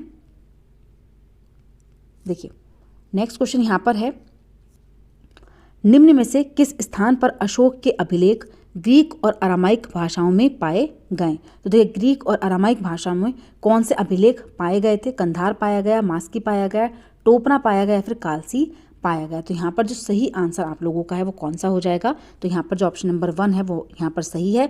कौन से अभिलेख थे, वो थे कंधार अभिलेख जो ग्रीक और अरामाइक भाषाओं में पाए गए। तो यहाँ पर ऑप्शन नंबर 1 जो हो जाता है वो बिल्कुल सही हो जाता है। नेक्स्ट क्वेश्चन पर चलते हैं। देखिए नेक्स्ट यहाँ पर है, गौड़ राज्य गढ़कटंगा में 70,000 गांव थे, इसे उल्लेखित किया गया है। तो किस चीज़ में, तो देखिए उय्याकोडन उदयार के अभिलेख में, अकबरनामा में, बुरंजी नामक ऐतिहासिक कृतियों में, या फिर अंग्रेज ईस्ट इंडिया कंपनी के गुमारती विलियम मैथवर्ल्ड के वर्णन में। तो देखिए यहाँ पर जो ये बात कही गई है, गौड़ राज्य गढ़कटंगा कितने 70,000 गांव थे, तो ये बात जो है वो अकबरनामा में लिखी गई है। किस में लिखी गई है, अकबरनामा में। तो इसलिए यहाँ पर ऑप्शन नंबर 2 जो हो जाता है वो बिल्कुल सही हो जाता है। नेक्स्ट क्वेश्चन देखते हैं। देखिए नेक्स्ट क्वेश्चन यहाँ पर है, निम्नलिखित अभिकथन ए है यहाँ पर और कारण दिया गया है आप लोगों को। तो देखिए अभिकथन ए क्या कह रहा है, स्थानीय जनजातीय लोगों द्वारा पुरी उड़ीसा के जगन्नाथ की कास्ट प्रतिमा बनाई जाती है। कारण दिया गया है, जगन्नाथ जो थे वो मूलतः एक स्थानीय देवता थे जिन्हें आगे चलकर विष्णु का रूप माना गया। तो देखिए यहाँ पर बोला गया है कि स्थानीय जनजातीय लोगों द्वारा पूरी उड़ीसा के जगन्नाथ की कास्ट प्रतिमा बनाई गई। तो यहाँ पर दोनों ही पॉइंट बिल्कुल सही हैं और ए जो है वो ए की आर जो है वो सही व्याख्या कर रहा है, इसलिए ऑप्शन नंबर 1 जो है वो बिल्कुल सही हो जाता है। थ्योरी देख लेते हैं। तो देखिए जगन्नाथी संप्रदाय के बारे में यहाँ पर थ्योरी लिखी गई है। देखिए जो पुरी थे, पुरी उड़ीसा में जगन्नाथ का संप्रदाय, जगन्नाथ का शाब्दिक अर्थ है दुनिया का मालिक जो विष्णु का पर्यायवाची है। आज तक जगन्नाथ की कास्ट प्रतिमा स्थानीय जनजातीय लोगों द्वारा बनाई जाती है, जिससे यह तात्पर्य निकलता है कि जगन्नाथ जो थे मूलतः एक स्थानीय देवता थे जिन्हें आगे चलकर विष्णु का रूप मान लिया गया। तो देखिए पहला पॉइंट आप लोगों का ये हो जाता है, दूसरा पॉइंट ये हो गया। तो दोनों ही पॉइंट यहाँ पर क्या हैं, बिल्कुल सही हो जाते हैं। नेक्स्ट क्वेश्चन देखते हैं। देखिए नेक्स्ट क्वेश्चन यहाँ पर है, बिरसा मुंडा जो आपका आंदोलन है उससे रिलेटेड है। निम्न में से कौन सा कथन जो है वो बिरसा आंदोलन के विषय में बिल्कुल सही है। तो देखिए बिरसा के अनुयायियों ने लाल झंडे को बिरसा राज का प्रतीक बनाया था। देखिए लाल झंडे को नहीं बनाया था बल्कि कौन सा था, तो यहाँ पर सफ़ेद झंडा था। ठीक है, कौन सा झंडा था, सफ़ेद झंडे को प्रतीक बनाया था। तो यहाँ पर फर्स्ट पॉइंट तो देखिए बिल्कुल गलत हो जाता है आप लोगों का, ठीक है, क्योंकि इन्होंने सही पूछा है, ये गलत हो जाता है। बिरसा ने लोगों को उकसाने के लिए परंपरागत प्रतीकों और भाषा का इस्तेमाल किया, बिल्कुल सही हो जाता है। बिरसा आंदोलन आदिवासी समाज को सुधारने के विरुद्ध था। देखिए विरुद्ध नहीं था बल्कि सुधारने का, आदिवासी समाज को सुधारने का आंदोलन था बिरसा आंदोलन। तो ये पॉइंट भी यहाँ पर क्या हो जाता है, गलत हो जाता है। बिरसा ने मशीनरियों और हिंदू जमींदारों का लगातार विरोध किया, तो ये पॉइंट भी यहाँ पर बिल्कुल सही है। तो जो सही आंसर हो जाएगा वो कौन सा है, तो यहाँ पर बी और डी पॉइंट बिल्कुल सही हो जाते हैं। ऑप्शन नंबर 1 जो है वो बिल्कुल सही है। नेक्स्ट क्वेश्चन पर चलते हैं। देखिए नेक्स्ट क्वेश्चन यहाँ पर है, निम्नलिखित कथनों ए और बी पर विचार करें और सही विकल्प का चयन करें। लाखों ग्रामीण महिलाएं जो सूत काटकर अपनी जीविका चला रही थी वे 19वीं सदी के मध्य तक बेरोजगार हो गईं। तो देखिए ये पॉइंट यहाँ पर बिल्कुल सही है। जब आप हिस्ट्री की बुक पढ़ेंगे, देखिए जो आप लोगों की 8th क्लास आप लोगों की है, ठीक है, वहाँ पर ये चीज़ें दी गई हैं कि 1830 के दशक में क्या क्या चीज़ें वहाँ पर हुई, ठीक है, बेरोजगारी किस तरीके से आई, तो वो सब चीज़ें वहाँ पर आपको आजीविका वाले चैप्टर में मिल जाएंगी। तो यहाँ पर देखिए लाखों ग्रामीण महिलाएं जो थी वो सूत काटकर अपनी जीविका चला रही थी। इसके मध्य में क्या हुआ, वो बेरोजगार हुई। क्यों हुई, क्योंकि देखिए 1830 के दशक तक भारतीय बाजार ब्रिटेन में बने सूती कपड़े से पट गए और 1880 के दशक तक स्थिति यहाँ तक आ गई कि भारत के लोग जितना सूती कपड़ा पहनते थे उनमें से 2/3 जो है वो कहाँ का होता था, ब्रिटेन का बना होता था। तो यहाँ पर देखिए जो कारण है वो बिल्कुल सही हो जाता है इस पॉइंट को लेकर के। तो कौन सा ऑप्शन सही है? ए और बी दोनों ही सही हैं और ए का जो कारण है वो क्या है? बी है। ठीक है, क्यों बेरोजगार हुए? तो इसी वजह से बेरोजगार, क्योंकि जो बी है वो क्या हो जाता है? ए का कारण हो जाता है। तो यहाँ पर ऑप्शन नंबर 4 जो है वो बिल्कुल सही है। नेक्स्ट क्वेश्चन देखते हैं। देखिए नेक्स्ट क्वेश्चन यहाँ पर है, निम्न में से कौन सा कथन सही है? यहाँ पर बताना है कि कौन सा कथन जो है वो आप लोगों का सही है। महात्मा गांधी और रविन्द्रनाथ टैगोर ने औपनिवेशिक शिक्षा का विरोध किया या फिर समर्थन किया था, या फिर महात्मा गांधी ने औपनिवेशिक शिक्षा का विरोध किया और टैगोर ने समर्थन किया, या फिर टैगोर ने विरोध किया था और महात्मा गांधी ने समर्थन किया था। तो देखिए यहाँ पर जो है दोनों ने ही विरोध किया था। क्या किया था? दोनों ने ही औपनिवेशिक शिक्षा का विरोध किया था, इसलिए यहाँ पर जो ऑप्शन नंबर 1 है वो बिल्कुल सही हो जाएगा। नेक्स्ट क्वेश्चन देखते हैं। देखिए नेक्स्ट क्वेश्चन यहाँ पर है, प्राचीन ग्रंथों में विधवाओं को जलाने की अनुमति कहीं नहीं दी गई थी, यह कथन किस समाज सुधारक के साथ जुड़ा हुआ है? तो देखिए कौन सा पॉइंट यहाँ पर सही हो जाता है? श्री नारायण गुरु है। देखिए श्री नारायण गुरु से रिलेटेड एक आप लोगों का स्टेटमेंट आता है, कौन सा? ओरू जाति ओरू मतम। ठीक है, तो ये इसके द्वारा लिखा गया है। तो ये जो बात बोली गई थी श्री नारायण गुरु के द्वारा बोली गई थी। अब यहाँ पर जो क्वेश्चन पूछा गया है वो विधवाओं को जलाने की अनुमति किस मतलब किसी भी ग्रंथ में नहीं लिखी गई, ये किससे जुड़ा हुआ स्टेटमेंट है? तो ये है राजा राम मोहन रॉय द्वारा। तो यहाँ पर जो ऑप्शन नंबर 4 है वो आप लोगों का बिल्कुल सही होगा। नेक्स्ट क्वेश्चन पर चलते हैं। देखिए नेक्स्ट क्वेश्चन यहाँ पर है, भारत में अंग्रेजों के शासन के दौरान निम्न में से कौन से संगठन ने जाति उन्मूलन पर मुख्य ध्यान दिया?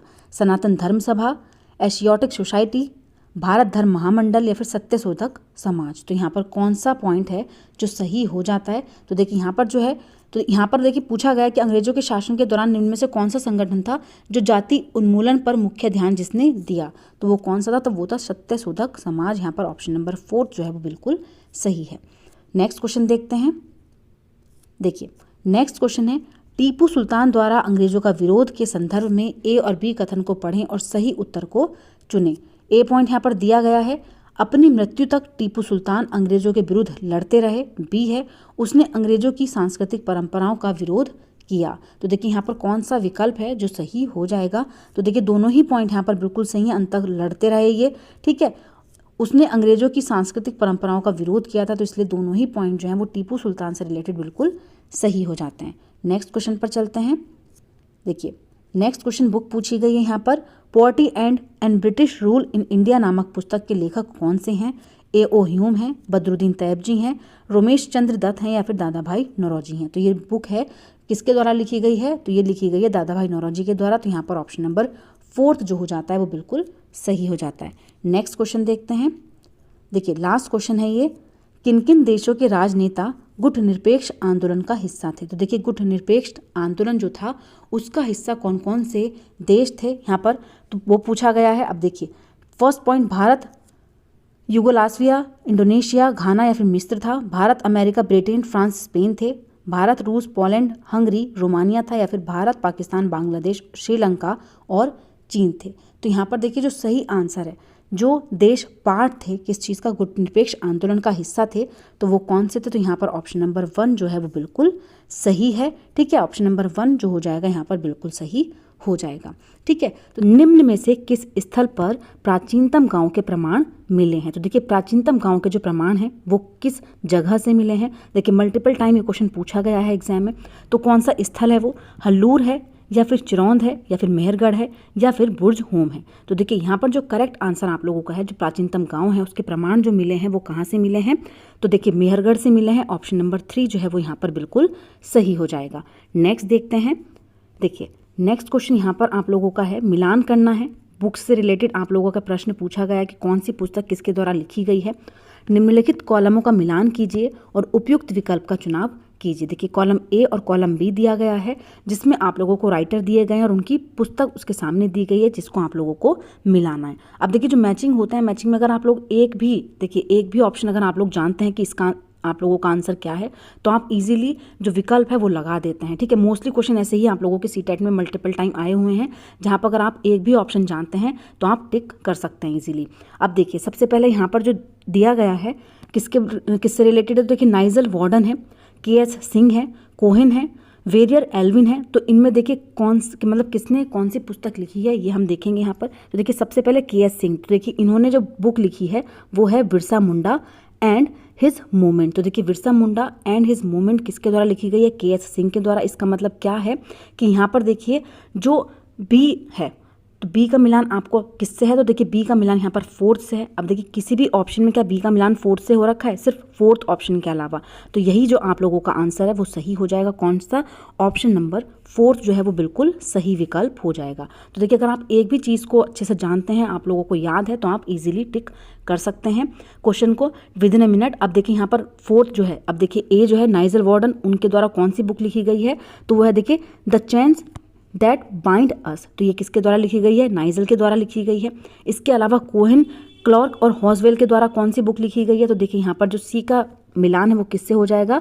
The economy of subsist agriculture. अब देखिए नेक्स्ट आपका कौन सा है? डी। तो देखिए वेरियर एल्विन के द्वारा कौन सी लिखी गई है? तो यहाँ पर सॉन्ग ऑफ द मैकल। तो ये किसके द्वारा लिखी गई है? ऑप्शन नंबर डी जो है उसका मिलान किससे हो जाएगा? 2 से। तो देखिए यहाँ पर जो सही विकल्प है वो कौन सा है आप लोगों का? ऑप्शन नंबर फोर्थ यहाँ पर सही हो जाएगा। ठीक है, इसी तरीके से आप लोगों को एग्जाम में चीज़ें करनी है।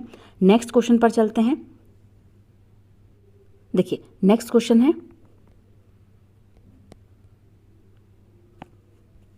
निम्न में से किस अमेरिकी भूवैज्ञानिक ने लौह अयस्क भंडारों की खोजबीन में छत्तीसगढ़ की यात्रा की थी? तो देखिए कौन से भूवैज्ञानिक थे जिन्होंने लौह अयस्क भंडारों की खोजबीन में छत्तीसगढ़ की यात्रा की थी?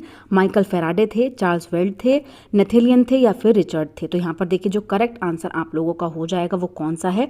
तो चार्ल्स वेल्ड थे जिन्होंने छत्तीसगढ़ की यात्रा की थी लौह अयस्क की खोज में। तो यहाँ पर ऑप्शन नंबर 2 जो है वो बिल्कुल सही हो जाएगा। नेक्स्ट क्वेश्चन देखते हैं। देखिए नेक्स्ट क्वेश्चन यहाँ पर है, निम्न में से कौन हस्तविहिष्ट की सही व्याख्या करता है? तो देखिए हस्तविहिष्ट क्या होता है मैं आप लोगों को आगे डिटेल में बताऊंगी ये चीज़। तो देखिए सही व्याख्या इनमें से कौन सा कर रहा है? एक केंद्रीय कक्ष होता है जिसमें 7 कमरों से घिरा हुआ होता है, या फिर 6 कमरों से घिरा हुआ होता है, या फिर 10 कमरों से घिरा हुआ होता है, या फिर 8 कमरों से घिरा हुआ होता है। तो देखिए जो केंद्रीय कक्ष होता है, हस्तविहिष्ट कौन से सही व्याख्या कर रहा है? तो ये 8 कमरों से घिरा हुआ एक केंद्रीय कक्ष होता है। इसलिए यहाँ पर जो करेक्ट आंसर आप लोगों का है वो कौन सा हो जाएगा? ऑप्शन नंबर फोर्थ जो है वो यहाँ पर बिल्कुल सही हो जाएगा। देखिए डिटेल देख लेते हैं यहाँ पर। तो देखिए हस्तविहिष्ट जो होता है वो किसको कहा जाता है? तो हस्तविहिष्ट क्या है? एक फारसी में जिसका शाब्दिक अर्थ होता है 8 स्वर्ग। तो देखिए एक प्रकार की फर्श योजना होती है जिसमें 8 कमरों से घिरा एक केंद्रीय हॉल होता है। इस शब्द का प्रयोग फारसी साहित्य में एक रूपक छवि के रूप में किया गया था और बाद में जो भारतीय कवि थे, कौन से? अमीर खुसरो। तो देखिए अमीर खुसरो ने अपनी एक कविता में इसका प्रयोग किया। इस वास्तुशिल्प रूप को मुगल वास्तुकला ने भी अपनाया और प्रयोग किया। ठीक है, तो क्या मतलब होता है? हस्तविहिष्ट का मतलब होता है एक ऐसा केंद्रीय कक्ष जो 8 कमरों से घिरा हुआ है। ठीक है, तो यहाँ पर देखिए हस्तविहिष्ट की आपकी मीनिंग पता चल गई होगी। नेक्स्ट क्वेश्चन देखते हैं। देखिए नेक्स्ट क्वेश्चन यहाँ पर है, निम्न में से कौन सा कलानुक्रम व्यवस्थित देशों की सही सूची है जहां भारत में बौद्ध धर्म का प्रसार हुआ? तो देखिए बौद्ध धर्म का प्रसार जहां जहां पर किया था उसका आपको व्यवस्थित देश यहां पर बताने हैं। ठीक है, कोरिया, जापान, कंबोडिया है, वियतनाम, चीन, जापान है, चीन, कोरिया या फिर जापान है, या फिर चीन, जापान और कोरिया है। तो देखिए यहाँ पर जो सही विकल्प आप लोगों का है तो वो कौन सा हो जाएगा? तो देखिए यहाँ पर जो करेक्ट आंसर है वो कौन सा है? Option number 3। देखिए जो ऑप्शन नंबर 3 है, चीन, कोरिया और जापान जो है वो क्या है? बिल्कुल सही तरीके से व्यवस्थित देशों की सूची है जहाँ पर भारत से बौद्ध धर्म का प्रसार हुआ। ठीक है, तो यहाँ पर ऑप्शन नंबर 3 जो हो जाएगा वो बिल्कुल सही हो जाएगा। नेक्स्ट क्वेश्चन देख लेते हैं। देखिए नेक्स्ट क्वेश्चन यहाँ पर है, निम्नलिखित कथनों ए और आर पर विचार करें और सही विकल्प का चयन करें। देखिए हेनरी थॉमस जो थे, कुलब्रुक, नथेलियन, हॉलहेड प्राचीन भारतीय ग्रंथों की खोज में व्यस्त थे, वे प्राच्यवादी थे। तो देखिए यहाँ पर कारण दिया गया है और कथन दिया गया है, कौन सा यहाँ पर सही है? तो देखिए दोनों ही कथन यहाँ पर बिल्कुल सही है कि प्राच्यवादी थे और क्या थे? भारतीय ग्रंथों की खोज में व्यस्त थे। तो यहाँ पर देखिए दोनों ही कथन बिल्कुल सही है और आर जो है वो एक ही सही तरीके से व्याख्या कर रहा है, इसलिए यहाँ पर ऑप्शन नंबर 1 बिल्कुल सही हो जाता है। नेक्स्ट क्वेश्चन देखते हैं।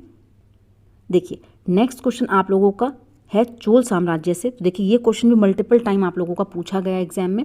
देखिए चोल साम्राज्य की भूमियों के संदर्भ में निम्नलिखित का मिलान कीजिए और उपयुक्त विकल्प का चुनाव कीजिए। अब यहाँ पर क्या है, देखिए जो भूमि है दान में दी गई, जो भूमि होते तो भूमि के प्रकार हैं, ये आप लोगों को जो 7th क्लास की बुक में आप लोगों को देखने को मिलेंगे जब मैं आप लोगों को 7th क्लास की बुक कराऊंगी, ठीक है, एनसीईआरटी की, उसमें ये चैप्टर में दिया गया है भूमि के प्रकार में कि पलिचंदम, शालाभोग, देवदान और वेलन वगैरह किस तरीके की भूमि होती थी। तो देखिए यहाँ पर आप लोगों को सही तरीके से मिलान करना है कि कौन सी भूमि है किस तरीके से। देखिए यहाँ पर जो पलिचंदम है वो कौन सी होती थी, तो पलिचंदम जो होती थी वो देखिए जो जैन संस्थान होते थे उनको दान में दी गई भूमि होती थी पलिचंदम। तो यहाँ पर देखिए जो सही तरीके से मिलान आप लोगों का होगा ए का, हम फर्स्ट से मिलान कर देते हैं। नेक्स्ट देखिए यहाँ पर है शाला भोग। शाला भोग जो है वो किससे संबंधित है, तो किसी भी विद्यालय के रखरखाव के लिए जो भूमि है वो है शाला भोग। अब देखिए यहाँ पर देवदान मतलब देव को दान में दी गई भूमि। तो अब देखिए देवदान से आप लोग यहाँ पर आइडिया लगा सकते थे, मतलब एक चीज़ अगर आप यहाँ पर सिर्फ टिक करके निकलना चाहते हैं देवदान क्या है, तो देखिए यहाँ पर अब ऑप्शंस देखिए आप लोग, सी का मिलान 1 से किया गया तो 1 से जैन संस्थानों को दान में दी गई भूमि तो नहीं है, सी का फर्स्ट ये भी यहाँ पर नहीं होगा, तो या तो फोर्थ। तो देखिए सी का जो मिलान है वो किससे है, देवदान मतलब देवों के लिए दान की गई भूमि, मतलब मंदिर को उपहार में दी गई भूमि। तो यहाँ पर सी को हम किससे मिलाएंगे, फोर्थ से मिलाएंगे। तो देखिए ये दोनों ऑप्शन तो कट जाते हैं, ठीक है। अब देखिए ए को हमने फर्स्ट से मिलाया तो इसमें भी ए फर्स्ट से मिला हुआ है, यहाँ पर भी ए फर्स्ट से मिला हुआ। अब देखते हैं शाला भोग कौन सी भूमि है, तो यहाँ पर देखिए शाला भोग भूमि है किसी विद्यालय के रखरखाव के लिए भूमि। तो यहाँ पर कौन सा हो गया, वो बी का थर्ड। तो देखिए बी का अगर हमारा थर्ड है तो इसका मतलब ऑप्शन नंबर 2 जो हो जाएगा वो बिल्कुल यहाँ पर करेक्ट हो जाएगा। तो यहाँ पर ऑप्शन नंबर 2 बिल्कुल सही है। वेलन वगई क्या हो जाएगी, तो वेलन वगई है गैर ब्राह्मण किसान स्वामी की भूमि। तो यहाँ पर डी को हमने किससे मिलाया, सेकंड से मिलाया। तो देखिए विकल्प नंबर 2 जो है वो आप लोगों का बिल्कुल सही हो जाता है। परिचंदम जो जैन संस्थानों को दान में दी गई भूमि, देवदान मतलब मंदिर को उपहार में दी गई भूमि, शाला भोग होती है किसी विद्यालय के रखरखाव के लिए दी गई भूमि। नेक्स्ट देखते हैं, देखिए यहाँ पर मैं आप लोगों के लिए देखिए भूमि के प्रकार में यहाँ पर ये चीज़ दी गई है। देखिए चोल अभिलेखों में भूमि की विभिन्न कोटियों का उल्लेख मिलता है, जैसे वेलन वगई गैर ब्राह्मण किसान स्वामी की भूमि, ब्रह्मदेव ब्राह्मणों को उपहार में दी गई भूमि, शालाभोग किसी विद्यालय के रखरखाव के लिए भूमि, देवदान मतलब देवों को भगवान को मंदिर को उपहार में दी गई भूमि, पलिचंदम जैन संस्थानों को दान में दी गई भूमि। ठीक है, नेक्स्ट क्वेश्चन देख लेते हैं। देखिए नेक्स्ट क्वेश्चन यहाँ पर है, मध्य भारत में वेवर से क्या तात्पर्य। देखिए वेवर किसको कहा जाता था, मध्य भारत में एक खेत जिसे कुछ समय के लिए बिना खेती के छोड़ दिया जाता था। झूम खेती के लिए प्रयुक्त होने वाला शब्द, भूमि की माप की एक इकाई या फिर धातु को गलाने के दौरान बचा हुआ कचरा। तो देखिए यहाँ पर जो सही विकल्प आप लोगों का हो जाएगा कौन सा है, तो देखिए जो मध्य भारत है, मध्य भारत में वेवर किसको कहा जाता था, झूम खेती के लिए प्रयुक्त होने वाला एक शब्द था वेवर। यहाँ पर ऑप्शन नंबर 2 जो है वो बिल्कुल सही हो जाएगा। नेक्स्ट क्वेश्चन देखते हैं। देखिए नेक्स्ट क्वेश्चन यहाँ पर दिया गया है, निम्न में से किस सुधारक ने मद्रास प्रेसिडेंसी में विधवा विवाह के समर्थन में एक संगठन बनाया था। तो देखिए किसने बनाया था विधवा विवाह के समर्थन में एक संगठन, तो कौन थे, ईश्वर चंद्र विद्यासागर थे, स्वामी दयानंद सरस्वती थे, वीरशलिंगम पतल्लू थे, या फिर राम मोहन रॉय थे। तो देखिए यहाँ पर जो करेक्ट आंसर आप लोगों का है, मद्रास प्रेसिडेंसी में विधवा विवाह के समर्थन में जो संगठन बनाया गया था वो किसके द्वारा बनाया गया था, तो यहाँ पर ऑप्शन नंबर 3 बिल्कुल सही है, वीरशलिंगम पतल्लू। ठीक है, तो यहाँ पर कौन सा विकल्प सही है, ऑप्शन नंबर 3। नेक्स्ट क्वेश्चन देखते हैं। देखिए नेक्स्ट क्वेश्चन यहाँ पर है, देखिए ये कथन भी आप लोगों का मल्टीपल टाइम एग्जाम में पूछा गया है। यह कथन ओरु जाति ओरु मातम ओरु देवम मनुष्यानु, एक जाति एक धर्म मानव जाति के लिए एक ईश्वर, किसके द्वारा दिया गया स्टेटमेंट है ये, श्री अरविंदो के द्वारा, या फिर श्री नारायण गुरु जी के द्वारा, स्वामी दयानंद सरस्वती के द्वारा, या फिर ईश्वर चंद्र विद्यासागर। तो देखिए ये जो स्टेटमेंट बोला गया है किसके द्वारा बोला गया है, तो यहाँ पर जो करेक्ट आंसर आप लोगों का है वो है श्री नारायण गुरु। मल्टीपल टाइम ये चीज़ें आप लोगों के एग्जाम में पूछी गई है, तो जो चीज़ें आप लोगों की रिपीट होती है देखिए उन चीज़ों का आप लोगों को ज़्यादा ध्यान रखना है, इसलिए आप लोगों को प्रैक्टिस के लिए क्वेश्चंस कराए जाते हैं जो आप लोगों के एग्जाम के लिए बेनिफिट हों, आपको पता चले कि एग्जाम पैटर्न किस तरीके से आप लोगों का आता है। नेक्स्ट देखिए यहाँ पर मैं एक स्क्रीनशॉट लेकर के आई हूँ। देखिए इसमें बोला गया है, उनका एक महत्वपूर्ण कथन था, किनका, तो देखिए देव नारायण गुरु का एक कथन था। कौन सा कथन था, ओरु जाति ओरु मतम ओरु देवम मनुष्यानु, मानवता की एक जाति एक धर्म और एक ही ईश्वर है। ये है देखिए श्री नारायण गुरु, ठीक है, जिनके द्वारा ये कथन कहा गया था। ठीक है, नेक्स्ट देखिएगा। देखिए नेक्स्ट स्टेटमेंट यहाँ पर देखते हैं। देखिए निम्नलिखित कथनों ए और आर को पढ़ें और सही विकल्प को चुनें। कथन ए दिया गया है, भक्ति संतों की रचनाएं अत्यधिक लोकप्रिय हुई। कारण है इन संतों की अधिकांश रचनाएं जो थी वो क्षेत्रीय भाषाओं में रची गई थी और उन्हें आसानी से गाया जा सकता था। तो देखिए यहाँ पर कौन सा विकल्प है जो आप लोगों का बिल्कुल सही हो जाता है। तो देखिए कौन सा, यहाँ पर दोनों ही कथन बिल्कुल सही हैं और आर जो है वो सही व्याख्या करता है ए की, इसलिए यहाँ पर ऑप्शन नंबर 1 जो हो जाएगा वो बिल्कुल सही हो जाएगा। ठीक है, नेक्स्ट क्वेश्चन देख लेते हैं। नेक्स्ट क्वेश्चन पर चलते हैं। नेक्स्ट क्वेश्चन है, देखिए नेक्स्ट क्वेश्चन यहाँ पर है, निम्न में से कौन उन पहले चित्रकारों में से एक थे जिन्होंने आधुनिक और राष्ट्रीय कला शैली विकसित करने में योगदान दिया। तो देखिए पहले चित्रकारों में से कौन थे ऐसे जिन्होंने आधुनिक और राष्ट्रीय कला शैली विकसित करने में योगदान दिया था। अब अविंद्रनाथ टैगोर थे या फिर राजा रवि वर्मा थे, नंदलाल बोस थे या फिर मोहन दास थे। तो यहाँ पर देखिए जो करेक्ट आंसर है जिन्होंने आधुनिक और राष्ट्रीय कला शैली विकसित करने में योगदान दिया तो वो थे राजा रवि वर्मा। तो यहाँ पर जो सही आंसर है वो है ऑप्शन नंबर 2। नेक्स्ट क्वेश्चन देखते हैं। देखिए नेक्स्ट क्वेश्चन यहाँ पर है, देखिए न्यूज़पेपर से ये चीज़ आप लोगों की है कि जो पत्रिका है वो किसने लिखी है, मतलब किसके द्वारा क्या चीज़ यहाँ पर की गई है, उसी के लिए ये मिलान है। तो देखिए कॉलम 1 और कॉलम 2 यहाँ पर दिया गया है। इसके अलावा यहाँ पर जिन्होंने पत्रिका लिखी है, अमृत बाजार पत्रिका किसके द्वारा लिखी गई, इंडियन मिरर किसके द्वारा लिखा गया, मिरात उल अखबार किसके द्वारा प्रकाशित किया गया और सुधारक इनमें से कौन है। तो इसी तरीके से आप लोगों को यहाँ पर मैचिंग करनी है। तो देखिए सबसे पहले जो अमृत बाजार पत्रिका है वो किसके द्वारा लिखी गई थी, तो अमृत बाजार पत्रिका जो है वो किसके, शिशिर कुमार घोष और मोतीलाल घोष के द्वारा यहाँ पर लिखी गई थी, या फिर देवेंद्र टैगोर के द्वारा, या फिर राजा राम मोहन रॉय, या फिर गोपाल गणेश अगरकर। तो देखिए यहाँ पर जो सही आंसर है अमृत बाजार पत्रिका जो है वो किसके, शिशिर कुमार घोष के द्वारा लिखी गई थी। तो यहाँ पर ए का जो सही मिलान वो क्या है, ऑप्शन नंबर 4 हो जाता है। तो देखिए ए भी कट गया, बी भी कट गया और यहाँ पर देखिए 1, 3 और 4 ऑप्शन कट जाते हैं क्योंकि ए को हमने किससे मिलाया है, 4 से मिलाया है। तो देखिए इसी तरीके से आप लोगों का एग्जाम में मैचिंग बन जाता है। तो देखिए ए को हमने 4 से मिला दिया। इसके अलावा देखिए बी जो है इंडियन मिरर किसके द्वारा लिखी गई है, देवेंद्रनाथ टैगोर के द्वारा लिखी गई है। मिरात उल अखबार किसके द्वारा लिखी गई है, तो यहाँ पर जो सी है, सी को लिखा गया है गोपाल, देखिए जो सी है सी को लिखा गया है राजा राम मोहन रॉय के द्वारा, गोपाल नहीं, सुधारक जो थे वो थे गोपाल गणेश अगरकर। तो यहाँ पर देखिए जो सही मिलान हो जाता है अमृत बाजार पत्रिका 4 से मिलान हो जाएगा, इंडियन मिरर देवेंद्रनाथ टैगोर से, मिरात उल अखबार किसके द्वारा है, तो यहाँ पर देखिए राजा राम मोहन रॉय और सुधारक कौन थे यहाँ पर, गोपाल गणेश अगरकर। तो देखिए ये आप लोगों का सही मिलान है, ऑप्शन नंबर 2 जो है वो यहाँ पर बिल्कुल सही हो जाता है। नेक्स्ट क्वेश्चन देख लेते हैं। देखिए नेक्स्ट और लास्ट क्वेश्चन है ये आज की क्लास का, भारत की स्वतंत्रता के बाद राष्ट्र निर्माण में योगदान देने वाली निम्नलिखित घटनाओं को कालक्रमानुसार व्यवस्थित आप लोगों को यहाँ पर करना है। ठीक है, क्रम में व्यवस्थित करना है, कौन कौन सी चीज़ें कब कब हुई हैं। ठीक है, अब देखिए यहाँ पर पहला लिखा गया है बांडुंग में गुटनिरपेक्ष देशों का पहला सम्मेलन, भाषाई आधार पर आंध्र राज्य का गठन, या फिर योजना आयोग की स्थापना हुई, या फिर पहला आम चुनाव हुआ। तो देखिए किस तरीके से सीक्वेंस जो है वो आप लोगों का है। तो देखिए सबसे पहला जो है वो क्या है, प्लानिंग होती है, तो इसलिए योजना आयोग की स्थापना सबसे पहले हुई, तो इसलिए सी ऑप्शन पहले आ जाता है। उसके बाद क्या हुआ, तो देखिए उसके बाद पहला आम चुनाव हुआ। ठीक है, तो यहाँ पर डी आ जाता है सेकंड नंबर पर। नेक्स्ट जो है भाषाई आधार पर आंध्र राज्य का गठन हुआ, तो उसके बाद देखिए यहाँ पर बी ऑप्शन आ जाता है। और लास्ट आपका बचता है कि जो गुट निरपेक्ष देशों का पहला सम्मेलन हुआ था वो था आपका यहाँ पर लास्ट। तो देखिए यहाँ पर जो आपको क्रम में व्यवस्थित करना था घटनाओं को, तो यहाँ पर देखिए जो सही तरीके से आप लोगों का है निर्माण में जिस तरीके से योगदान दिया गया, तो जो सही क्रम यहाँ पर है वो है सी, डी, बी और ए। इसका मतलब ऑप्शन नंबर 2 जो है वो यहाँ पर बिल्कुल सही हो जाता है। ठीक है, तो देखिए ये आज के आप लोगों के क्लास के क्वेश्चंस थे। जितने भी क्वेश्चंस मैं आप लोगों के लिए यहाँ पर लेकर के आई थी सारे मैं आप लोगों को करा चुकी हूँ।